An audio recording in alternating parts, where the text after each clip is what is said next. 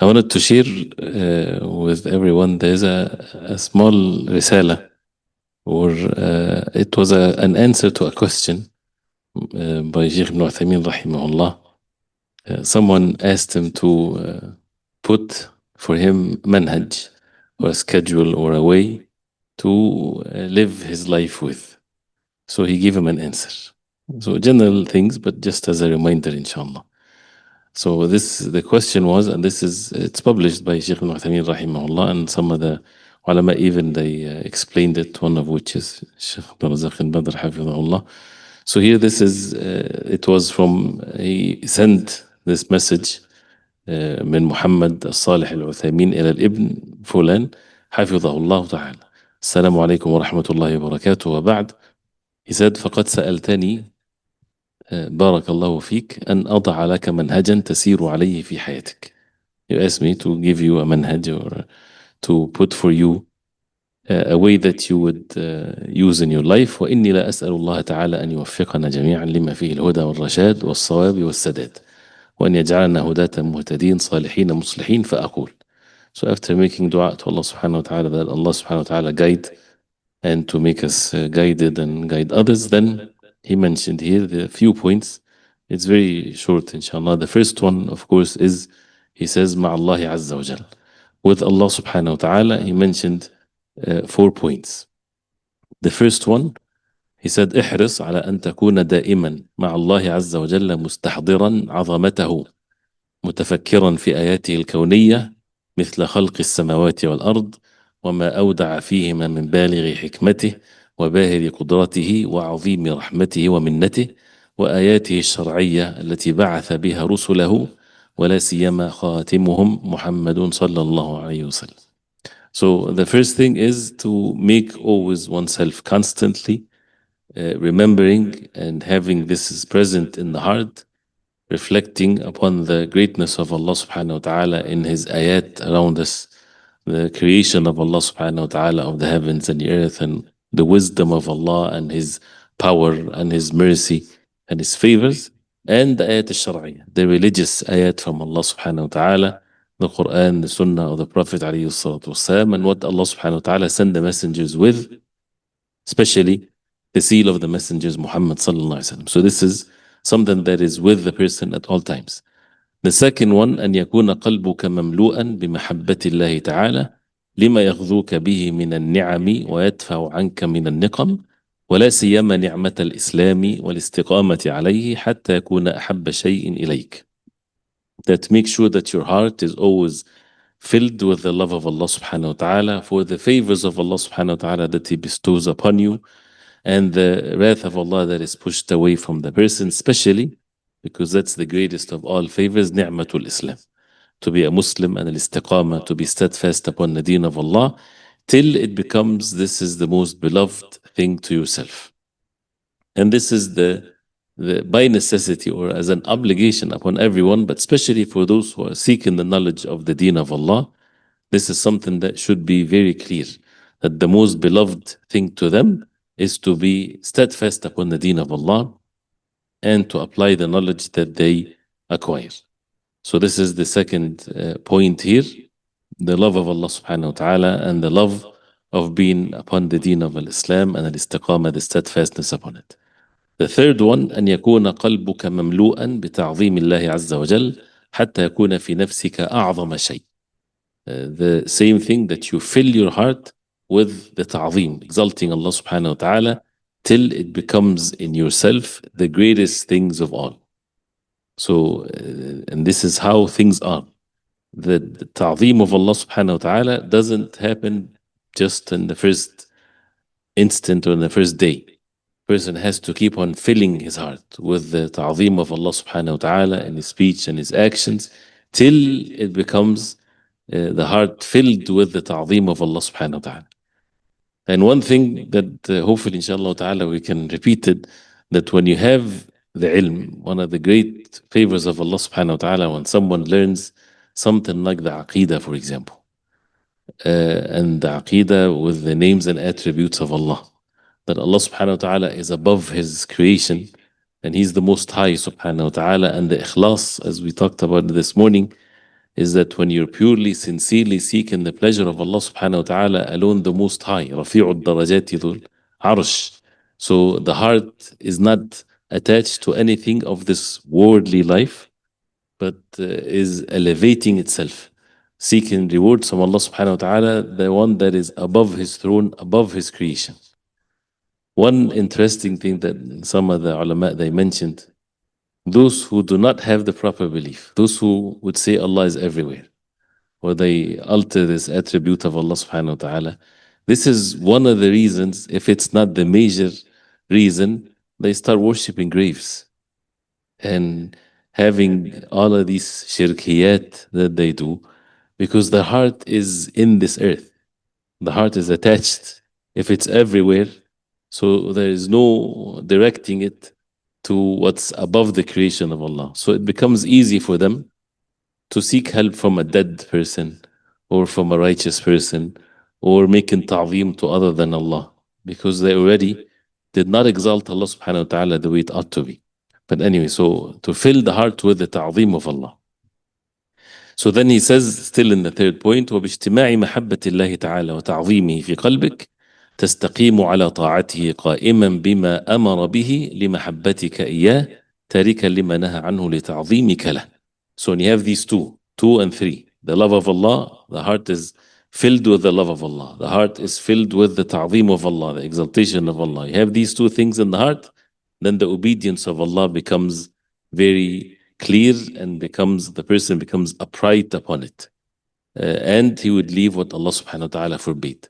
So as a meaning of this is that why there are sins and disobedience of Allah, it's because the weakness of the love of Allah in the heart and the weakness of the ta'zeem of Allah in the heart.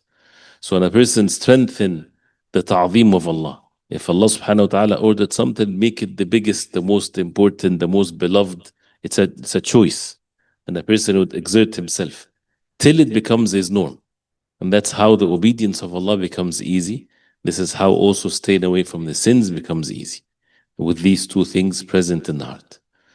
The fourth one, which is the way that a person should have with Allah subhanahu wa ta'ala, أن تكون مخلصا له جل وعلا في عباداتك متوكلا عليه في جميع أحوالك لتحقق بذلك مقام إياك نعبد وإياك نستعين وتستحضر بقلبك أنك إنما تقوم بما أمر امتثالا لأمره وتترك ما نهى عنه امتثالا لنهيه فإنك بذلك تجد للعبادة طعما لا تدركه مع الغفلة وتجد في الأمور عونا منه لا يحصل لك مع الاعتماد على نفسك. الإخلاص, to be sincere, pure to Allah subhanahu wa ta'ala in your ibadah and your worship, worshipping none but Him subhanahu wa ta'ala, and the heart is only seeking rewards from Allah subhanahu wa ta'ala, alone relying upon Allah subhanahu wa ta'ala in all of your affairs to establish the perfect meaning of إياك نعبد وإياك نستعين, to perfect it. He's the only one that we worship, and He subhanahu wa ta'ala the only one that we seek help from. And the heart is always to be upon this, that he is establishing the commands of Allah and staying what Allah subhanahu wa ta'ala forbade, because Allah commanded and because Allah subhanahu wa ta'ala forbade. This is where the ibadah then becomes sweet. Person would feel the sweetness of al-iman, that you are now having this imtithal. That means Allah subhanahu wa ta'ala ordered you, so you are obeying Allah. The act of obedience, not the action that a person do. The fact that he is in state of obedience to Allah, he's doing the act of obedience to Allah. And the same thing when a person is staying away from the sin, he is doing the act of obedience to Allah, to stay away from it. This is one of the things to help the person, instead of relying upon oneself, to rely upon Allah subhanahu wa ta'ala alone. So these are the four things with Allah subhanahu wa ta'ala: the tafakkur in the ayat of Allah, the kawni ayat, the universal ayat, and the shar'i ayat, religious ayat. The second one, to fill the heart with the love of Allah subhanahu wa ta'ala. The third one, to fill the heart with the ta'zeem of Allah subhanahu wa ta'ala. The fourth one is al-ikhlas, to sincerely, purely do the ibadah for the sake of Allah and the benefits of all of what's mentioned. The second one, he said, ثانيا مع رسول الله صلى الله عليه وسلم, with the Messenger صلى الله عليه وسلم. He mentioned 3 points. أن تقدم محبته على محبة كل مخلوق وهديه وسنته على كل هدي وسنة. That you تقدم, you put forward the love of the Prophet عليه الصلاة والسلام over the love of every مخلوق. No مخلوق that a person would love more than he would love the Prophet عليه الصلاة والسلام. وهديه, and the hadi, the guidance, the way and the sunnah of the Prophet عليه الصلاة والسلام before any guidance and any way. This is the way that it should be with the Messenger sallallahu alaihi wasallam, and that also the heart is filled with this. But what's for the Khaliq is completely different. Since al-Khaliq laysa kamithli shay, nothing is the like of Allah. So the love of Allah, nothing is the like of it. The ta'zeem of Allah, nothing is the like of it. It's not the same whatsoever. But for the makhluk, the Prophet ﷺ is the most beloved, and his way, his sunnah is the most beloved way, because it's all from Allah subhanahu wa ta'ala. The second thing, أن تتخذه إماما لك في عبادتك وأخلاقك بحيث تستحضر عند فعل العبادة أنك متبع له وكأنه أمامك تترسم خطاه وتنهج نهجه. And still with the second one, that you make the Prophet ﷺ as your imam, the one that leads you and guides you in your ibadat, in your acts of worship, in your manners, in such a way that your heart is always present. This is something that should be present in the heart at all time, that when you're doing the ibadah, that you're following the Prophet ﷺ, and as if he is in front of you, showing the steps to take and the way and the path to be upon. So you see how many things that can be present in the heart at the same time. What's for Allah subhanahu wa ta'ala, nothing is the like of it. The ikhlas, the sincerity of intentions. And for the Prophet alayhi salatu wasalam, al-ittiba', that he's doing this because he's following the Prophet alayhi salatu wasalam. Exactly like the Imam, the person would not make ruku' till the Imam goes for ruku', and so on. So the same thing with the believer, that he is following the Prophet ﷺ. And again, what's in the heart that's supposed to be this. And still in the second point, وكذلك في مخالقة الناس أنك متخلق بأخلاقه التي قال الله عنها وإنك لعلى خلق عظيم ومتى التزمت بهذا فستكون حريصا غاية الحرص على العلم بشريعته وأخلاقه. And with the same point of following the Prophet ﷺ in his ibadah and in his akhlaq. So dealing with the people, you are mustahdir, you're bringing this presence in the heart that you are following the Prophet ﷺ and his manners, that Allah subhanahu wa ta'ala says about him, وَإِنَّكَ لَعَلَى خُلُقٍ عَظِيمٍ. You have great manners. So once you're like this, then you will be so much eager to learn the sharia and the akhlaq of the Messenger sallallahu alayhi wasallam, because you want to imitate him. So the same thing with the akhlaq. And sometimes one might lag and not be as the other one. Al-ibadat, if a person follows the way the Prophet ﷺ, it might be easy for some, because stand, ruku', sujood like this. But when it comes to the akhlaq, sometimes people, they think they already have it. Right? As a person never know how to make salah, if someone tell him that you don't know how to make salah till you learn, so learn how to make salah, he humble himself, he has no problem with this. But when someone says to someone, you have no manners whatsoever, so learn first the manners of the Prophet ﷺ, so that you have manners. Person might think that I already have manners, I'm a good person. So there's sometimes it blocks the heart from learning the way of the Prophet ﷺ, because the akhlaq, the manners of the Prophet ﷺ also was no like of it, because he was the best man ever ﷺ. So we have to learn it, and that's what the ilm is. This is what the ilm is, to learn his ibadah and his akhlaq. The second one, so the third one, the second one was that he's your imam. The third one, أن تكون داعيا لسنته ناصرا لها مدافعا عنها فإن الله تعالى سينصرك بقدر نصرك لشريعته. That you make always the sunnah of the Prophet ﷺ victorious, meaning that you always make it, to make it victorious, meaning that it's implemented, that it's shown, that is you're calling people to it, that you're opposing the bid'ah and the innovations in the deen of Allah subhanahu wa ta'ala, because there is this mujahada and the struggle that to preserve the deen of Allah subhanahu wa ta'ala and to preserve the sunnah of the Prophet alayhi salatu wasalam, this is the way that Allah subhanahu wa ta'ala spread the truth.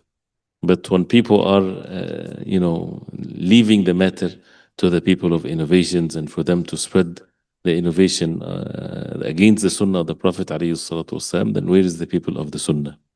To defend the sunnah by their speech and actions with their goodness and what's in their hearts and so on.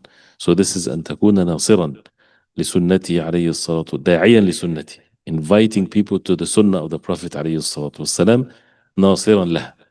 And not every time the people of innovations, they have a louder voice, or people think that, oh, you don't want to split the ummah by keep on going refuting these bid'ah and want to be upon the sunnah and calling people upon it.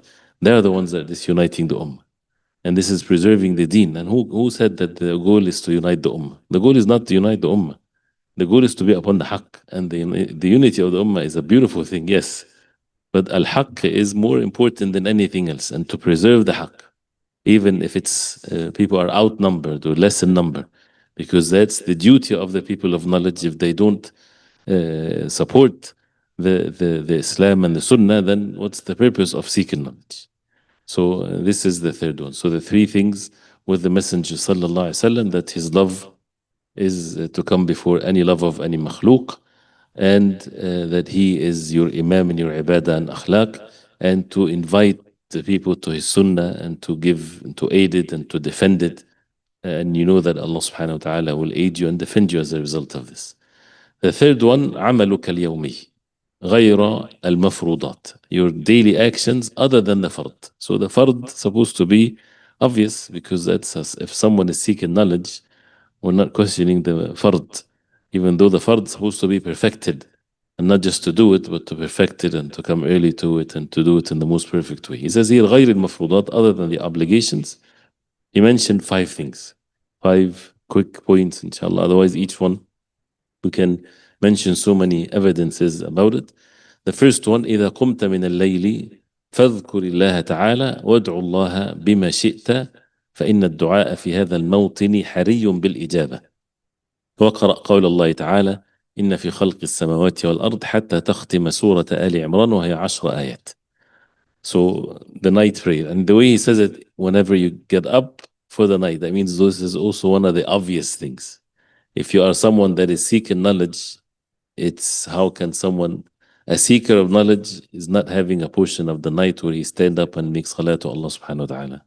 As Imam Ahmad rahimahullah, he said to someone that came to him and he spent the night there at his house as a student of knowledge, and he had him in a of course in his room. So he left water for him.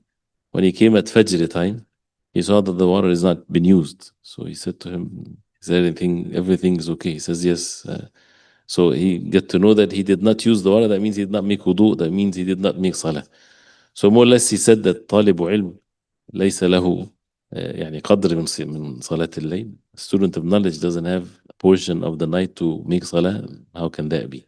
What's the purpose of ilm if a person is not following the way the Prophet ﷺ, when the Prophet ﷺ never missed qiyamul layl, whether in traveling or not traveling. At all times, ﷺ, he would make qiyamul layl unless he's sick. And when he's sick, he would make it up during the day. Anything, the perfect way is 11 rak'ah every day. If a person can't, then whatever means, as long as you do it, and the witr. So he mentioned here qiyamul layl. And so when you get up for the night prayer, you make dua to Allah subhanahu wa ta'ala also, because the dua is more likely to be accepted, and not to forget or to make sure that you recite the last 10 verses of Surah Al-Imran, that the Prophet ﷺ would recite them when he get up at night to make the night prayer.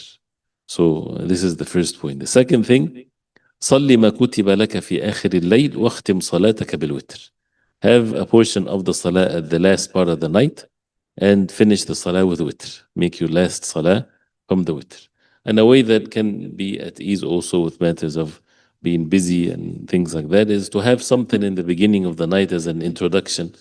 That means helps the person to get up at night. That before a person goes to sleep, prays 4 rak'ah or something, or 2 or 4 rak'ah, as if he is already started the night prayer, Then he would sleep as if he's taking a break, and then he gets up. Even if he gets up before Fajr, this helps. And it's one of the means to help to get up before Fajr and to make the night prayer. And to make the last salah is witr. If a person is afraid that he might miss the witr, then to pray it in the beginning of the night. The third point, حافظ على ما تيسر لك من أذكار الصباح. قل 100 مرة لا إله إلا الله وحده لا شريك له له الملك وله الحمد وهو على كل شيء قدير. Make sure that you do the أذكار of the morning. All of it, and to the best of your ability, and don't, he mentioned specifically the 100 times of لا إله إلا الله وحده لا شريك له له الملك وله الحمد وهو على كل شيء قدير, because والله أعلم, this is one of the most one that many people would miss, because it's 100 times. So never miss that one, in the morning and in the evening, as he's going to mention. So never to miss it. Make this as if it's fard upon you 100 times. So the أذكار of الصباح. Number 4, صلي ركعتي الضحى. Pray the 2 rak'ah of duha or more. This is the minimum. And the duha time from after sunrise by 10 minutes or so, all the way till right before dhuhr, 5 or 10 minutes before dhuhr. Never to miss also rak'atay duha, and it's sufficient for, as the Prophet ﷺ, يُصْبِحُ عَلَى كُلِّ سُلَامَ مِنْ ibn Adam صَدَقَةً. Every morning, person wakes up in the morning and he has to give sadaqah for every joint of his body. In one of the narrations, 365 joints of the body. Tasbihah, every saying, Subhanallah, Sadaqah, Alhamdulillah, Amr Ma'ruf, Nahy Munkar, all good deeds. And what brings this all together, rak'atayn min al-duha, yarka'uhuma. If he prays 2 rak'ah of the duha, that takes care of all of these sadaqah that he has to give every day. So never to miss rak'atay al-duha. And the 5th one, حافظ على أذكار المساء ما تيسر لك منها. And also not to miss أذكار المساء. Some people, it's easier to do أذكار الصباح because you don't have much busyness maybe in the morning, but the evening one, people become busy. So many would miss it. So don't miss it. To make it upon yourself that you would not miss it. And again, this is just some of the things that a person would make sure that he doesn't miss. So he mentioned these 5 things: the night prayer and the dua in the night prayer and the last 10 ayat of Surah Al Imran. The second thing is the witr, and to make this is the last of your salah. The أذكار of الصباح, especially the 100 times of لا إله إلا الله وحده لا شريك له له الملك وله الحمد وعلى كل شيء قدير. Number 4, ركعتي الضحى. And number 5, the أذكار of المساء. The fourth point here, which is the last one, طريقة طلب العلم, the way of seeking knowledge, and he mentioned 6 points. طريقة طلب العلم, how to seek the knowledge. He said the first one, احرص على حفظ كتاب الله تعالى واجعل لك كل يوم شيئا معينا تحافظ على قراءته ولتكن قراءتك بتدبر وتفهم وإذا عنت لك فائدة أثناء القراءة فقيدها. احرص, make sure that you would memorize the book of Allah. Don't make yourself have a choice in this. Don't say I don't have to, it's not fard. Just make sure that this is upon you every day, that you memorize something from the book of Allah, even if it's even if it's 1 ayah, but every day has to be something that a person would memorize. And number 2, this is within the number 1. This is all number 1. وَاجْعَلْ لَكَ كُلَّ يَوْمٍ, and every day you have a portion of the Quran that you would recite. This is the word of the hifz, and you have your word of recitation. And let your recitation with tadabbur wa tafahum. When you're reciting, reflect, understand, and the more the person gain knowledge, the more that he would understand and reflect.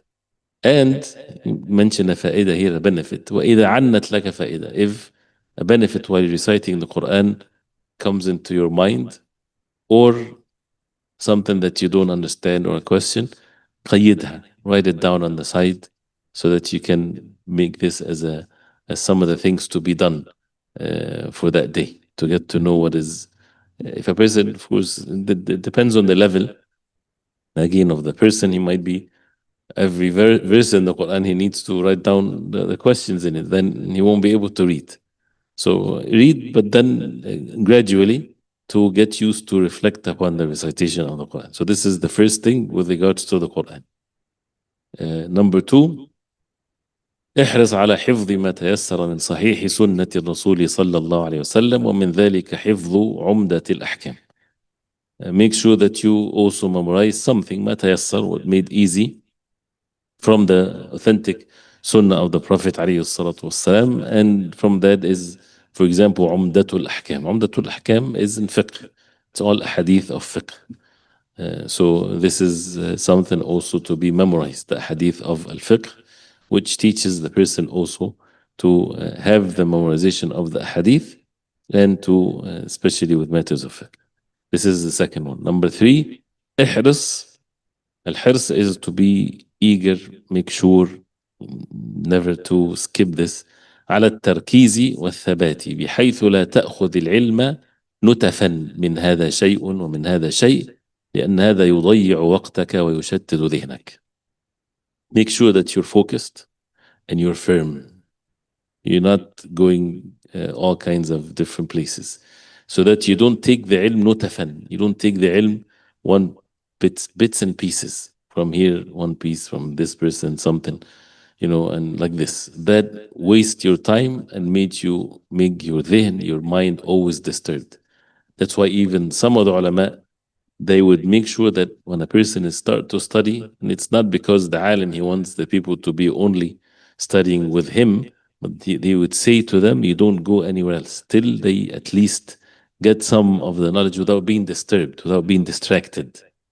And even the adab of al-ilm is when people are studying their ilm in their locality, once they finish those who are in their locality, then they travel to other ulama like this. But the point is, when a person, once he's upon something, to be patient with it, so that he does not waste his time.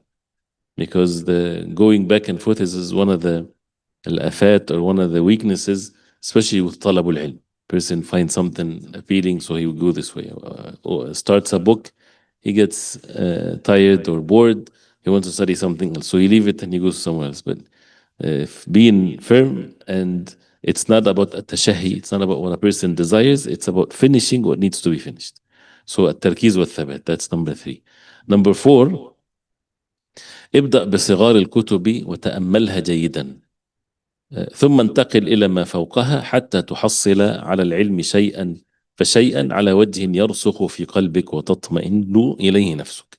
Start with some of the small books and reflect upon it good, and then you go to what's above till you get and acquire the knowledge one step after the other in such a way that becomes with rusukh, with well established in the heart, and you're having tranquility with it. Because if a person starts with the long books first, then this also can be distracting. That's why it's one step after the other. And this is in all the subjects of ilm, of course. That's why you start with a small matn of ilm and then you go to the next one and so on. Number five, احرص على معرفة أصول المسائل وقواعدها وقيد كل شيء يمر بك في هذا من هذا القبيل فقد قيل من حرم الأصول حرم الوصول. Make sure that you know the foundations of the masail, to categorize the masail according to its qawaid, its principles, its foundations, and qayyid, write down. Without taqyid, there's no ilm. Without writing things down, it's not ilm. It's just the moment that a person hears things and it flies away. So you write this down and you try to attach the masail to its usul and its qawaid, because as it said, من حرم الأصول حرم الوصول. Whoever is deprived from al-usul, the principles, he will be deprived from reaching his destination. And now it sounds, من حرم الأصول حرم الوصول. Al-usul is the foundation. Al-wusul is to reach. Person wants to reach. He wants to study to reach the level where he knows and he has knowledge. So the foundation has to come first. The last one, ناقش المسائل مع شيخك أو من تثق به علما ودينا من أقرانك ولو بأن تقدر في ذهنك أن أحدا يناقشك فيها إذا لم تكن المناقشة مع من سمينا. So ناقش المسائل.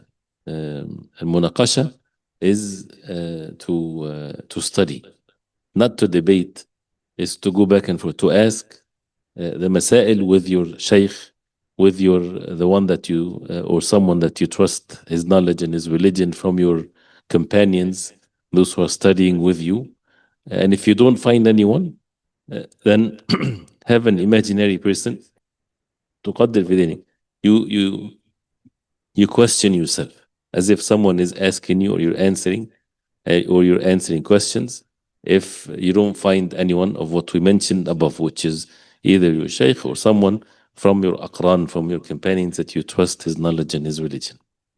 And this is one of the very important thing to establish the masail in the heart, is this munaqasha. Then he says,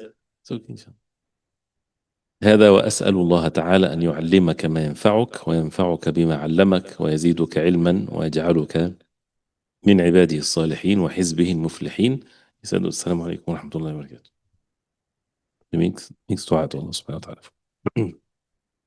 So that's the end of this risala, which, as you see, great advices.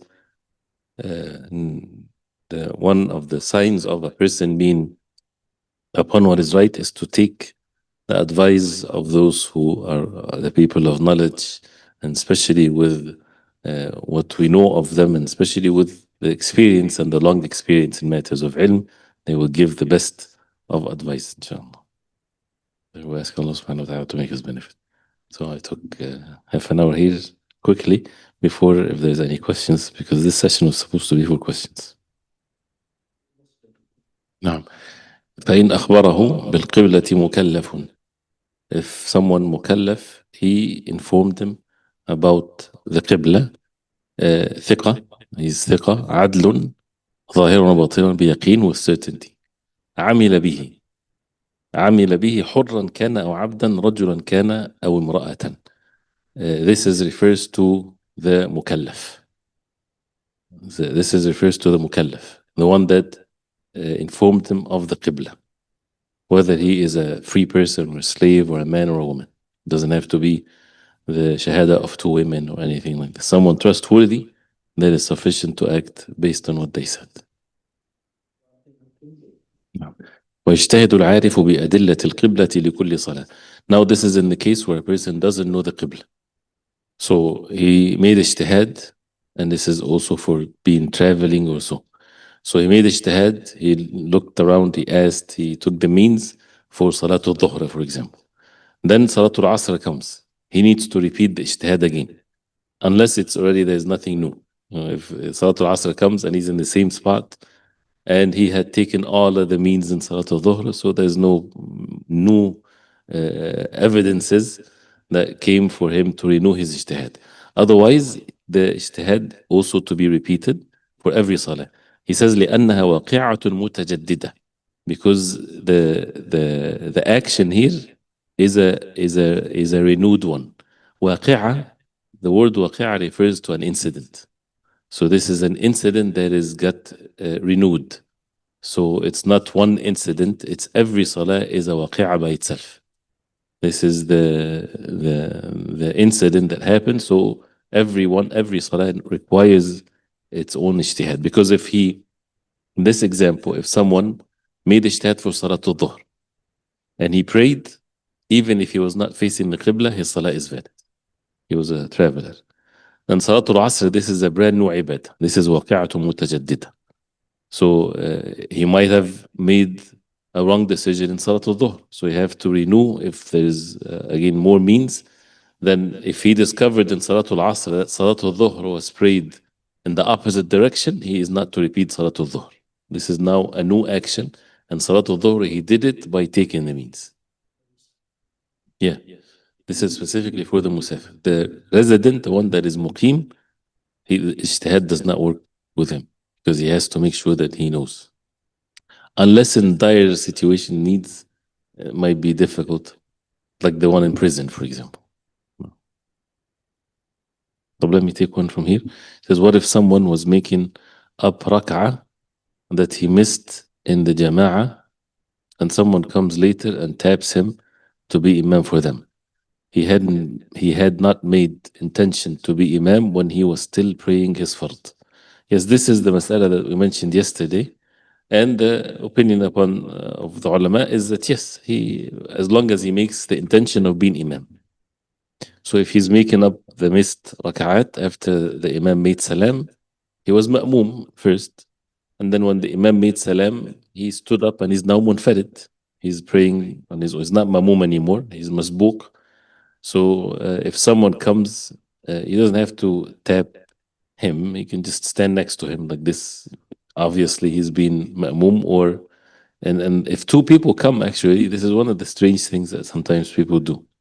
You have a masbuk, you have someone that is making up the missed rak'at, and two people walking in.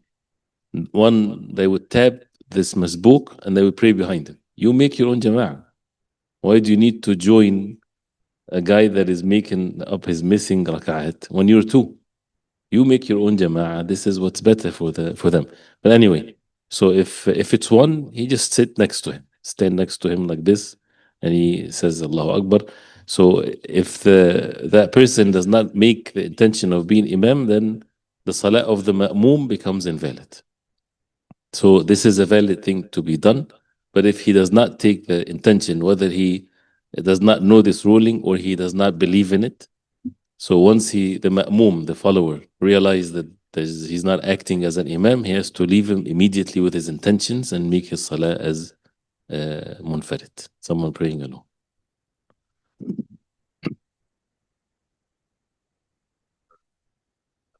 He doesn't have to start over, but he separates, he departs, يفارق. He departs from him with his intentions. And by the way, a book like Rawd al-Murba', for someone to read it, having trouble understanding the sentence and the damir, and this is how the book is supposed to be. Sometimes you're not able to sleep at night. And you, in the old days where there's no ease of even means for people to know, you keep on reading it, there's no way to understand what it means. So this is how things are. This is how the ilm get acquired actually. And not that the matter becomes easy and with التشجير as بيسموه ايه in English. You make تشجير, uh, you make the drawings. What? When you, huh? Flow charts. When you study initially this book, someone give you a flow chart. You make your own flow chart. It's good, mashallah. And you help. This is part of the munaqasha. When you're discussing the matter with your colleagues, yes, it's good. But to make this is instead, I'm just what is not good is people would say, okay, we're gonna put aside the book, and this is how we're gonna teach the book. No, that's not you. You're not teaching the book this way. The ulama could have done this. But this is a way of mudakara, yes, of studying, yes, to understand the book to make it easy now. So I'm not saying anything, inshallah, it's good. There's one question here, but let me. If I'm leading salah and I smile or laugh, I'm not sure which one. After I finish and go back home, I feel like I actually broke salah, so I repeat, or I have to tell the followers to repeat. If the followers didn't recognize this, that means your salah is valid. The smiling does not invalidate the salah. Laughing, the laughing that invalidates the salah would require for a person to say letters. So you say ha ha, of course nobody would laugh like seriously like this. But if someone laughs, he has no control of himself. He would utter letters, right? If someone laughs loud, so there's letters will be mentioned here, would be uttered. That means the salah is broken with the voice. But just smiling, yeah, I mean, if a person is intentionally doing this, or this is bad, of course, but it doesn't break the salah. Sometimes the person is overpowered. So just smiling or even laughing without noise, it does not break the salah. So it should not be repeated. Could you please explain last two lines on page 232? 232.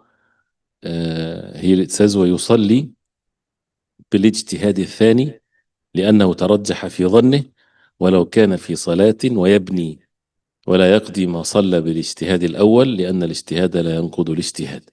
This is as mentioned here, the issue of someone made ijtihad in one salah with the qibla because he was a traveler, and he made Salatul Dhuhr. Then Salatul Asr came, then he has to make another ijtihad because he has to make sure that the ijtihad, the first one was correct.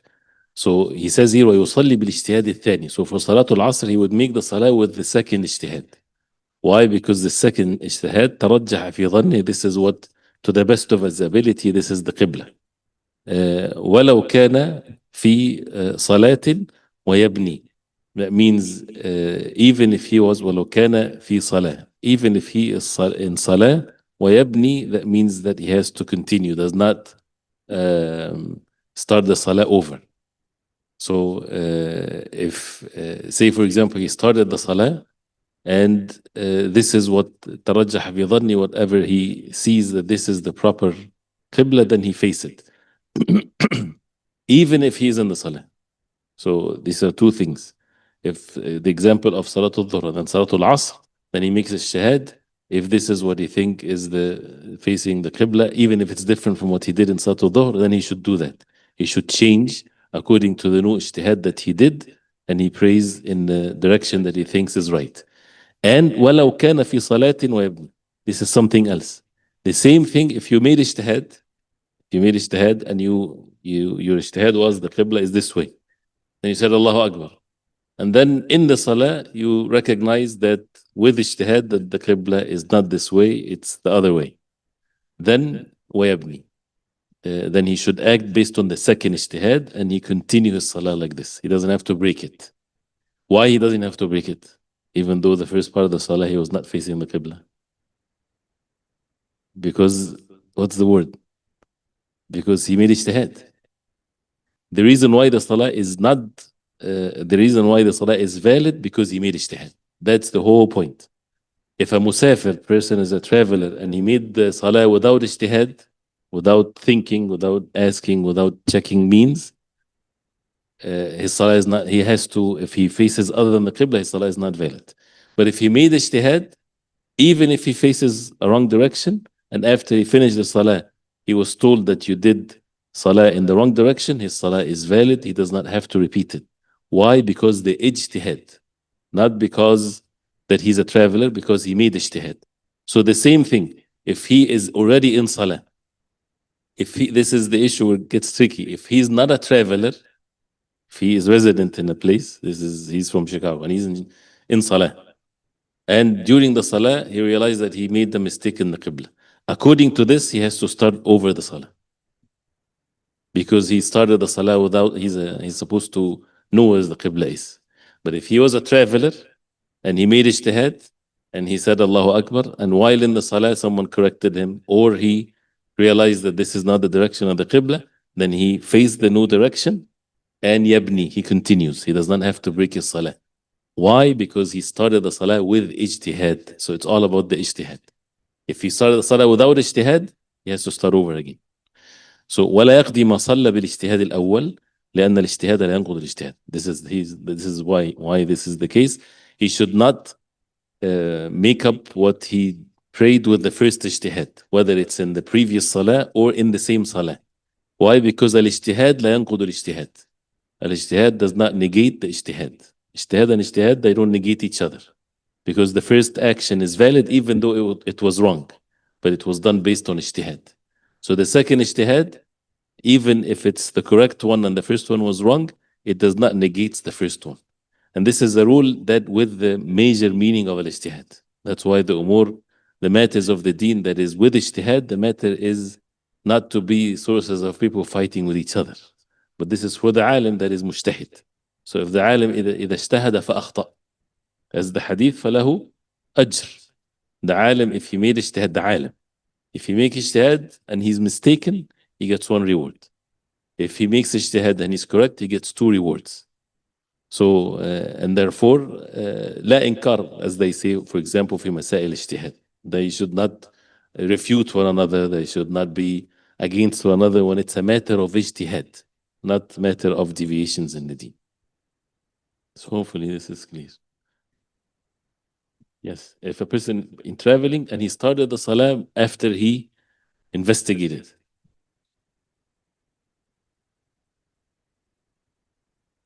But what made you just say Allah Akbar? You did not investigate, you just said Allah Akbar. Okay, that's investigating. That means the issue of al-ijtihad is you looked. Different than someone, he just doesn't care. He just said Allah Akbar. But someone looked, this is the sun's west, east, like this. This is ijtihad. But that ijtihad doesn't work if he is resident in a place. But for the safar, yes, if he did that and he started the salah, then someone came, corrected him, whether it's his wife, anyone, then he can move and he continue the salah without breaking the salah. There's one here. Okay, we did that. Go ahead. Sure. وإذا شك فيها في النية أو التحريمة استأنفها وإن ذكر قبل قطعها فإن لم يكن أتى بشيء من أعمال الصلاة بنى وإن عمل مع الشك عملا استأنف وبعد الفراغ لا أثر للشك. This is with regards to a shak, when someone has doubt in his intentions. So if someone has doubt in his intention or in takbiratul ihram, whether he made takbiratul ihram or not, استأنفها, that means he has to start the salah over. And the shak here we have to be careful because it's not waswas. A person should stay away from waswas. So a person which can be rarely imagined, but if someone, for example, he was thinking about something, he's completely stressed about something, and he finds himself all of a sudden in the salah, and is he praying sunnah or fard or what am I doing? Like this. So that means what? Either he makes it nafl, right? Nafl is fine. But in this case, if it's either fard or sunnah, that means he has to break it to start over. Or he shakka fi tahrima, even has doubt whether he made takbiratul ihram, which is also rarely happens, and a person has to be careful from the waswas. But istanafa means that he has to start over the salah again because that breaks the intentions. The intention now is broken, that negates the salah. وإن ذكر قبل قطعها فإن لم يكن أتى بشيء من الأعمال الصلاة بنى. If he remembers before he breaks his intention, and like he said, Allahu Akbar, like he find himself, at the previous example, he finds himself in salah and he has no idea what is he doing. If he remembered while still standing, oh yes, I'm praying Salatul Dhuhr, he remembered that his intention was this, then bana, that means it's the opposite of ista'naf. He continue his salah, but with the condition, as long as he did not move to the next position. So if he was unaware of the intentions and he said Allahu Akbar and he's still unaware and he went for ruku' and now he remembered, it's too late because there's a portion of the salah that was done without any intentions. So this is what is meant here. وإن عمل مع الشك عملا استأنف. If he made any action with the doubt, استأنف, that means he has to start over. وبعد الفراغ لا أثر للشك. And after finishing the entire salah, there is no shak. The shak is not to be recognized. If a person got doubts after the end of the salah, after he finishes the salah, that's not to be recognized. It's nothing. It's too late. Right, from the time of the shak, from the time of the doubt, now anything after that, it's invalid. He has to stop the salah. But if he remembers right after it, and he's still in the same rukn, in the same place, then he continues, because he's still in the same place. He did not initiate another action, another pillar of the salah while still in doubt of the niyyah. From this time, there's no niyyah, right? If he remembers and he's still in the same position, then he continues. But if he doesn't remember and he's still like this in this confusion till he moved to another position, then the salah is broken. Now, the issue of the taqleed for the qibla, that the same thing as these rules for the big ijtihad also on the taqleed in general. But if someone is valid for him to make taqleed of where's the qibla, he's imitating someone because he doesn't know the means, he's blind, things like this. So he would make taqleed of the one that he trusts his religion, and that's how he makes salah. Then وإذا قلد اثنين لم يرجع برجوع أحدها. If he made taqleed of two told him that the qibla is this way, right? He should not negate this action by one of them changing his mind. If one of them changes his mind, says, no, I was wrong, he still have one that already, from the two, they were both agreeing, but one disagreed. So this muqallid, what should he do? Should he go with this second one or the first one? he continues with the first one. طيب, one more question so that we don't make people late like last time. If someone was traveling and he thought that the Fajr according to the timing was 5 o'clock and he prayed 5 o'clock, and then later on the day that he discovered that Fajr was 5:20. If it's not differences of calculation, sometimes you have, if it's for sure that he prayed before Fajr, then he has to repeat the Salah. No sin, but he has to repeat the Salah because he prayed Fajr not in the time of Fajr. Can you? Once he remember, he has to repeat, to make the Salah immediately. Because the hadith of the Prophet عليه الصلاة والسلام من نام عن صلاة أو نسيها فصلاته حين يذكرها. Once he, even if it's after 20 years. You know, if someone showed a video that he recorded 20 years ago, and it shows that his salah is not valid, he has to repeat it right away. But not again, not with waswas or shak or anything. We should have made a longer time for the questions. I'm sorry, I didn't know. There's more questions? One question. Okay, last question. Third one. We should go on the left or the good. If people are praying, they're next to each other, right? And if a third one comes, either they are standing or in ruku' or sujood or any position. If they're standing, then he pulls back the ma'mum so that they behind the imam, right? He should not come on the other side unless it's very tight. So he would pull the ma'mum back, or the imam would go front to step forward. So this is obvious. If they are in ruku', he doesn't have to wait till they get up from ruku'. Then in that case, he makes the imam in the middle. So he would come on the left side. So the imam becomes in the middle, and then once the imam he get up from ruku', then they step back, or the imam goes forward. The same thing with sujood or tashahhud. He would come and sit next to the imam on the other side. We'll stop here, inshallah. And inshallah, tomorrow too, we can continue with more. I will talk less so that we can have more with the questions, inshallah. وصلى الله وسلم وبارك على محمد وصحبه وسلم. The attendance code is al-munfarid. The attendance code is al-munfarid. صلى الله وصحبه وسلم. سبحانك اللهم ربنا وبحمدك أشهد أن لا إله إلا أنت أستغفرك وأتوب إليك.